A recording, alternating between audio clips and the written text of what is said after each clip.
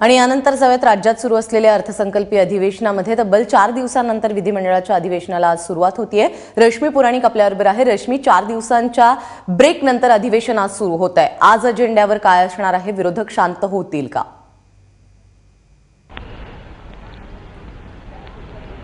प्राजक्ता, एक गटनेत्यांची सर्वपक्षीय गटनेत्यांची बैठक जी आहे ती अध्यक्ष आणि सभापतींनी बोलवली आहे। या बैठकीमध्ये कदाचित तोडगा निघू शकतो, कारण सरकारकडून असा प्रस्ताव देण्यात येईल विरोधकांना की एक मुख्यमंत्री आज सदनात येऊन निवेदन करू शकतील की सरकारची नेमकी भूमिका काय आहे।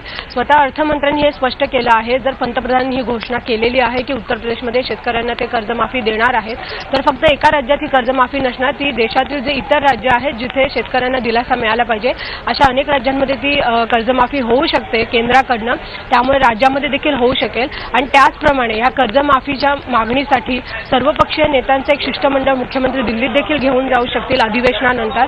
अशा पद्धतीचा प्रस्ताव आज राज्य सरकारकडनं मांडला जाऊ शकतो। ह्या प्रस्तावावर जर विरोधी पक्षांनी आणि त्याचप्रमाणे शिवसेनेचं देखील समाधान झालं तर नक्कीच आपण पाहू शकतो की कामकाजाला सुरुवात होईल, कोंडी फुटण्याची शक्यता आहे। परंतु आजच्या दिवसात हा प्रस्ताव विरोधी पक्षांना मान्य असेल का आणि मुख्यमंत्री जे निवेदन करतील ते विरोधी पक्ष आणि शिवसेनेचं समाधान करू शकतील का, ह्यावर सर्व गोष्टी अवलंबून असतील।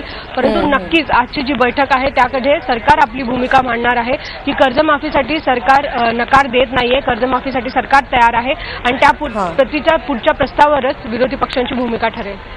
प्राजक्ता, रश्मी, तुर्तास धन्यवाद या सगळ्या सविस्तर माहितीबद्दल।